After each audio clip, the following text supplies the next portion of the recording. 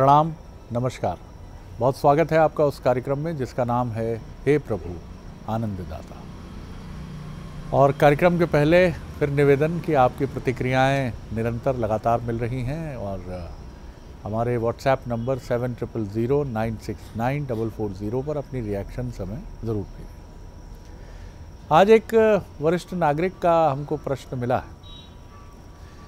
इनका नाम और स्थान का नाम हम आपको नहीं बताएंगे, कोई बाध्यता नहीं है ना उनकी तरफ से, लेकिन फिर भी हमने सद्विवेक से जो निर्णय लिया है उसके अनुरूप हम इसको उजागर नहीं करते हैं।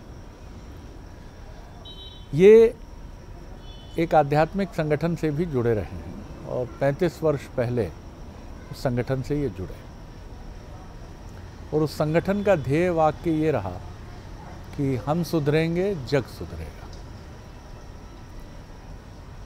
इन्होंने सबसे पहले उसको मूल मंत्र बनाते हुए अपने भीतर झांका और जो जो इनको समझ आया कि चीज़ें हमें बेहतर करनी है, इन्होंने वो प्रयास किया। उन्हीं संस्कारों को इन्होंने अपनी संतान में, और इनकी जो जीवन संगिनी थी वो इनका कहना है कि मुझसे भी अधिक सद्प्रवृत्ति की रही। मुझसे पहले उन्होंने अपने भीतर के तथाकथित दुर्गुणों का निवारण किया।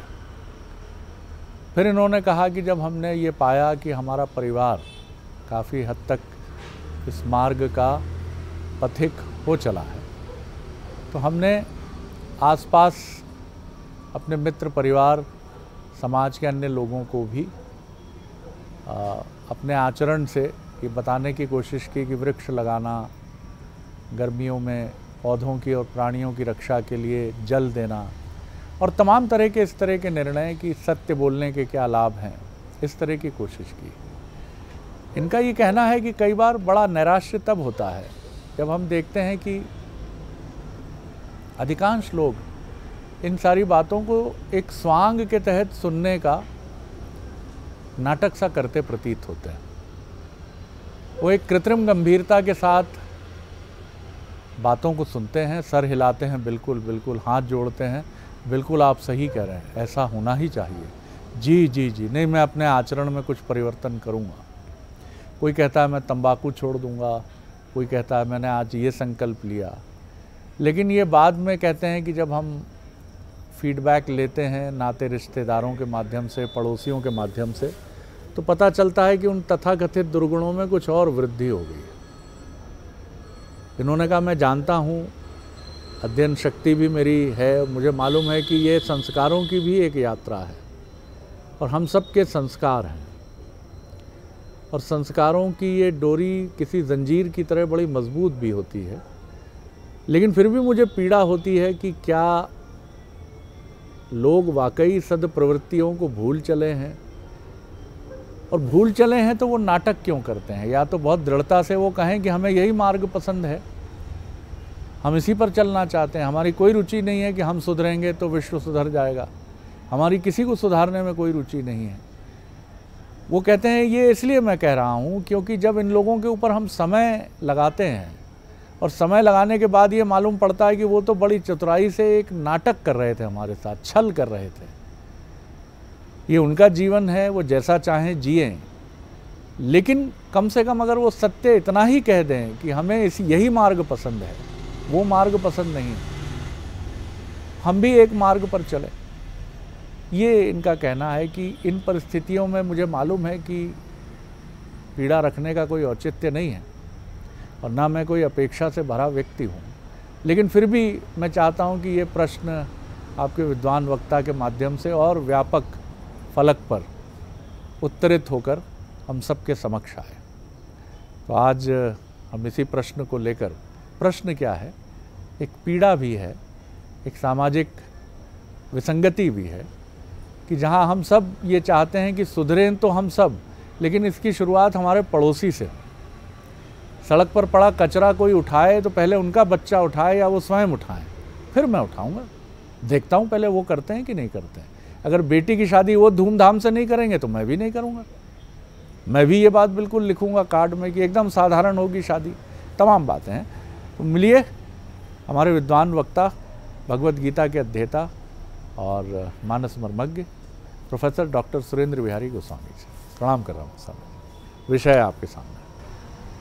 आपकी पृष्ठभूमि से प्रश्नकर्ता के अंतर्चित्त में विद्यमान चिंता और चिंतन दोनों परिलक्षित होते हैं। इसमें पीड़ा नहीं है, इसमें चिंता है। चूँकि वो एक सद्मार्ग के पथिक हैं, तो उनके अंतर्चिंतन में सद्भाव भी है। वो सोच रहे हैं कि संसार से पीड़ा कैसे खत्म हो, लोकहित का चिंतन करना चाह रहे हैं।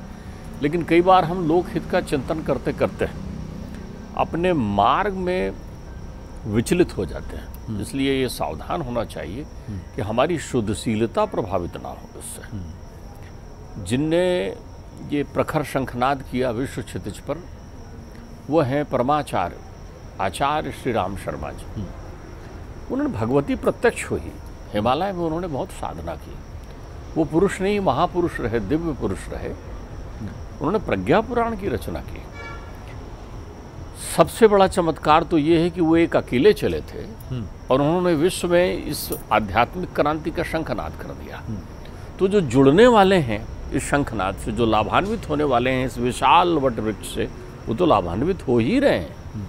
जो इस वृक्ष की छाया में आया उसको अनंत अमृत की वर्षा का आनंद मिलता रहेगा, गुरु कृपा प्राप्त हो रहेगी, मार्गदर्शन मिलते रहेगा। लेकिन यदि आपका ध्यान इस बात पर चला जा रहा है कि अब तक क्यों ये नहीं हुआ है, तो ये कहीं ना कहीं आपके अंतर्चित्त को शुद्धता में विचलित कर रही है। शुद्ध का अर्थ शुद्धशीलता, सुधरने, युग सुधरेगा, शुद्ध शब्द जहाँ है तो ये शुद्धशीलता है। इसका अर्थ होता है शुद्धोष मुक्तोष। हवा सब जगह से गुजरती है शरद जी। जब वो बहुत खुशबू वाले क्षेत्र से गुजरती है तो उसकी महक लेकर आ जाती है, कहीं दुर्गंध की महक भी लेकर आ जाती है। लेकिन हवा से पूछिए कि क्या उसकी कोई महक है, क्या उसमें कुछ खुशबू है? हवा में कोई खुशबू नहीं है, हवा का कोई रंग नहीं है। तो जब आप हवा की तरह बन जाते हैं, वायु की तरह बन जाते हैं, तब आप शुद्धशील हो जाते हैं और तब आप सुधरते हैं।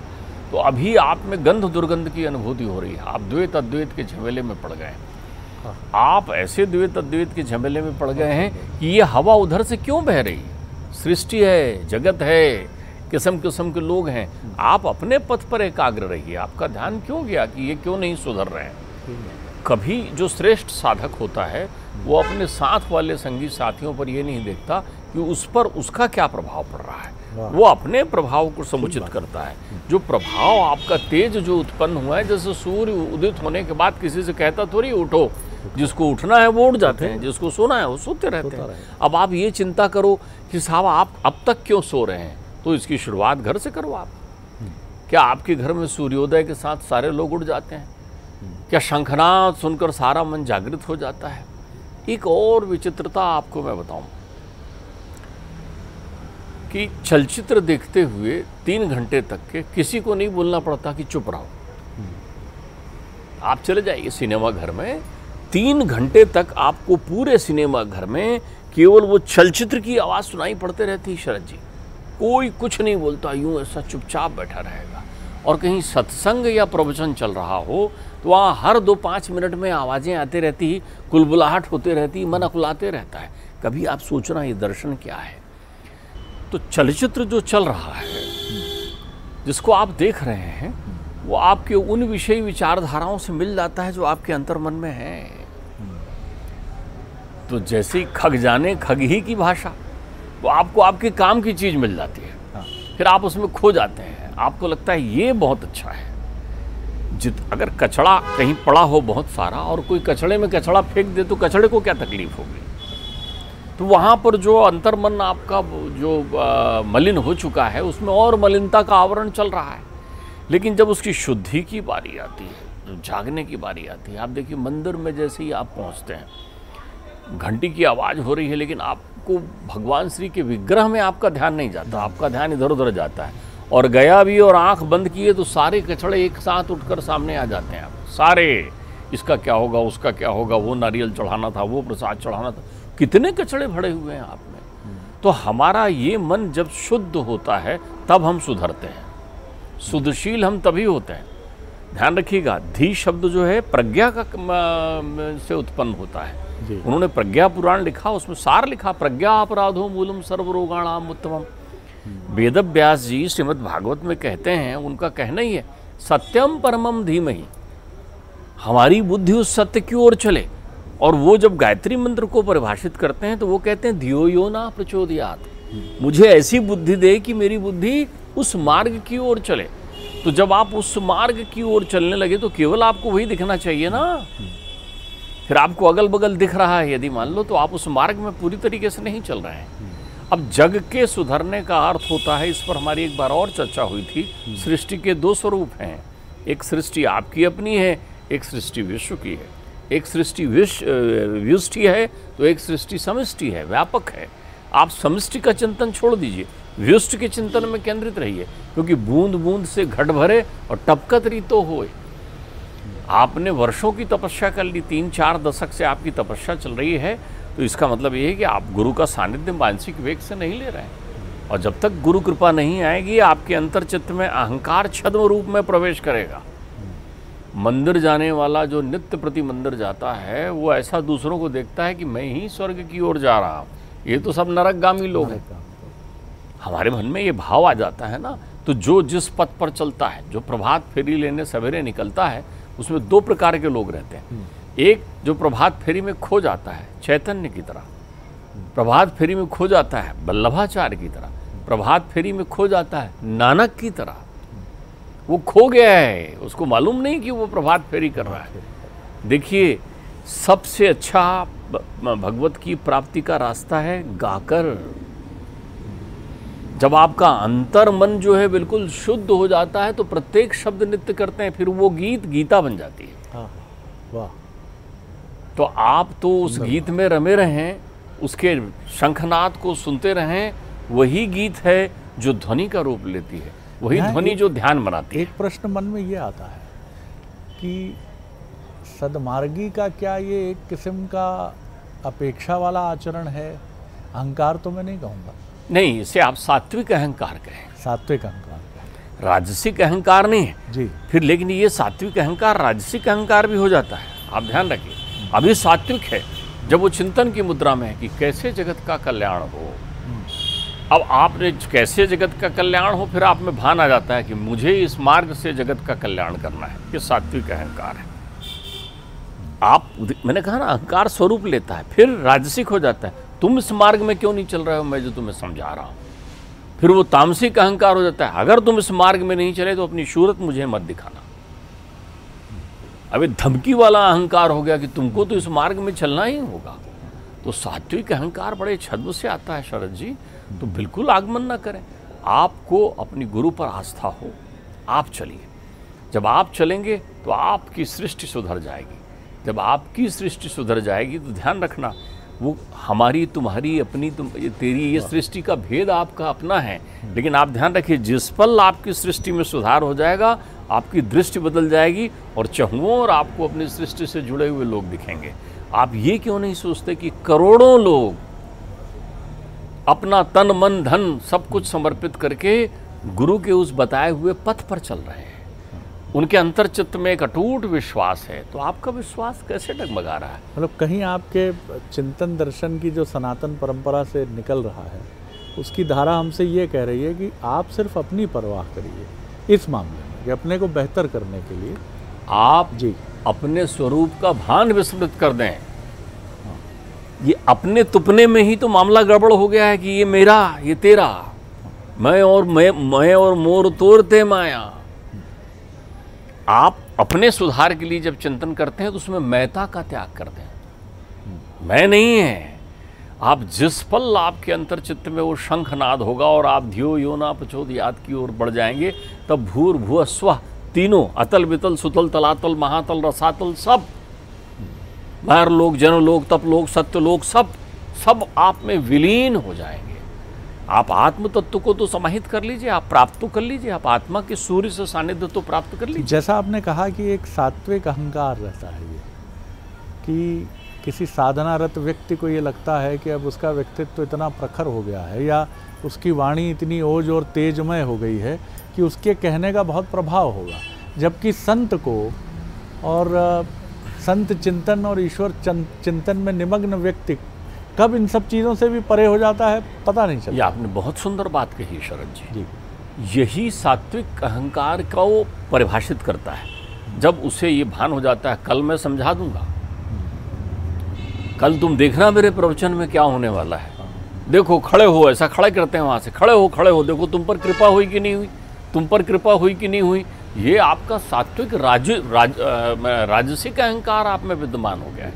देखिए मैं आपको एक बहुत अच्छी बात बताऊं, 4 युग हमारे यहाँ वर्णित हैं, उसको मनुष्य की अवस्था से यदि विभाजित कर देंगे, मेरे पिताजी बड़ा सुंदर उदाहरण देते थे। मेरे पिताजी कहते थे सतयुग यानी बिल्कुल बालपन, शिशुपन। जब आपकी विचार में शिशुता रहती है तब आप सतयुग में रहते हैं, बिल्कुल अबोध बालपन, वाह, वहां कोई विकार ही नहीं है, निर्मलता का चरम, बिल्कुल उसको कोई भेद ही नहीं है, उसमें भेद ही नहीं है।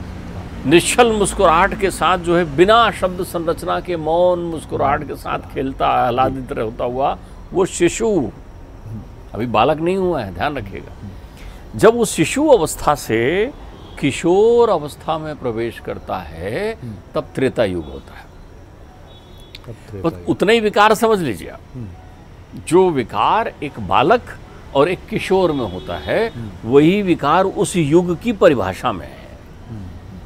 उस युग में कहीं ना कहीं अहंकार आ जाता है, उस युग में कहीं ना कहीं जिद हट आ जाता है, उस युग में काम का प्रवेश होने लगता है जी। अच्छा, उस युग में काम का प्रवेश होने लगता है। तो वो अवस्था जो है संसार की कौन सी में? त्रेता युग में। अब द्वापर युग में आइए, पूर्ण युवा अवस्था को द्वापर युग कहते हैं, इसलिए वहां महाभारत होता है। तेरा मेरा भी वहां, अरे वो तो अधिकारों की लड़ाई हो गई, पूर्ण युवा अवस्था, पूर्ण युवा अवस्था। और जो वृद्ध अवस्था है काल का, वो कलयुग कहलाता है। तो वृद्ध की जड़ता बड़े देर से जाती है। एक बूढ़े व्यक्ति को समझा पाना कठिन है, क्योंकि जो उसके दिमाग में बैठ गया है वही सत्य है, वही सत्य है। वो जटिल हो जाता है जरावस्था में। तो आप उस अवस्था में युग सुधारने का संकल्प लेकर चल रहे हैं। जब काल कौन सी स्थिति में प्राप्त हो गया है? जरठ, मृत्यु की ओर अग्रसित हो रहा है। वाह वाह वाह, आप समझिए, अब कलयुग में मतलब मृत्यु की ओर आखिरी सोपान में है। अब उस व्यक्ति को आप समझा रहे हैं, मृमाणस को ज्ञान देना चाह रहे हैं, 72 घंटे की अल्टीमेट में पड़ा हुआ है आईसीयू में, उसको आप बताना चाह रहे हैं बुद्धि की, सुनो सुनो तुम गीता सुन लो। हाँ। वो कहाँ एकाग्र होगा? तो उसको एकाग्र करना कठिन है। तो ऐसे समय में गुरु सत्ता आती है। गुरु सत्ता कोई पृथक सत्ता नहीं है। गुरु का केवल एक काम है, आप में अहंकार तिरोहित कर देना। गुरु और शिष्य एक हैं, एक घाट के लोग हैं। गुरु की महत्ता ही इसलिए है कि वो आपसे वो अहंकार तिरोहित कर देता है। और अहंकार क्या है? आपकी जड़ता, आपकी भौतिकता, आपकी आसक्ति, उसको वो समाप्त कर देता है। तो ऐसे गुरुओं की श्रेणी में आचार्य श्री राम शर्मा है। उन्होंने कहा कि नहीं, शुद्ध करो, शुद्धों से मुक्तों से शुद्धशील बताओ। तो सुधरने का अर्थ होता है आप में प्रज्ञा का जागृत हो जाना, आत्म तत्व की अनुभूति करना। तो जब आप सुधरेंगे नहीं, इसका मतलब ये है कि आपका सुधार अभी नहीं हुआ, क्योंकि जिस पल आपका सुधार हो जाएगा आपको दुनिया में कुछ बुराई नजर नहीं आएगी। मुझे लगता है इससे सुंदर बिंदु नहीं होगा जब हम इस बातचीत को विराम दें। और कितनी सरलता से डॉक्टर गोस्वामी ने हमें समझाया, कितनी सरलता से। देखिए हम किस दौर में हैं, सनातन परंपरा जो कहती है, जिस तरह से उन्होंने समझाया कि सतयुग यानी एक निर्मल मन के शिशु का समय।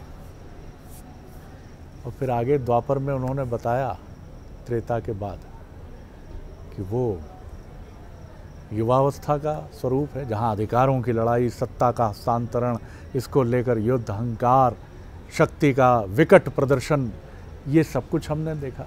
और ये तो कलिकाल है। और कलिकाल भी ऐसा कि जितना मैंने थोड़ा बहुत जो अल्प ज्ञान है मेरा, कि कहा जा रहा है कि समय पैरों पर है कलयुग, और नीचे उतरेगा अभी। तो कितनी चुनौतियों का कारण बनेगा। अभी हम लोग प्रवास पर थे और एक बड़े अद्भुत संत से मिलने का सुयोग मिला। नर्मदा पट्टी के किनारे तेलियार भट्टान एक गांव है खरगोन ज़िले में। वहाँ करीब 93 वर्षीय सियाराम बाबा हैं। उनसे जब भी पूछा जाता है कि बाबा आशीर्वाद दे दीजिए, सर पर हाथ रख दीजिए, हमने भी ये प्रयास किया।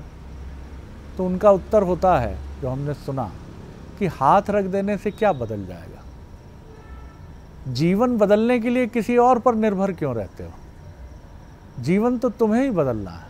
हर व्यक्ति की यात्रा उसके संस्कारों की और उसके संचित प्रारब्ध और क्रियामाण की यात्रा है।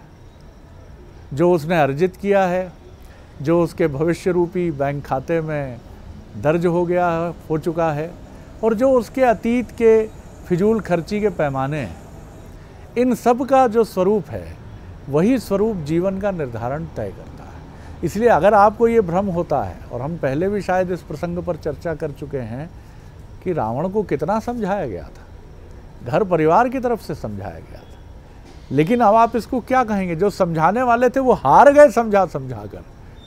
जी गोस्वामी, देखिए आप एक बात समझिए, इसका एक और दार्शनिक आनंद है इस चिंतन में। जब जग बिगड़ा कब था जो सुधरेगा। बिल्कुल सही बात है। इसको दूसरे नजरिए से आप देखिए, जग में कोई बिगाड़ नहीं है, ये तो परमात्मा की बनाई हुई सुंदरतम सृष्टि है।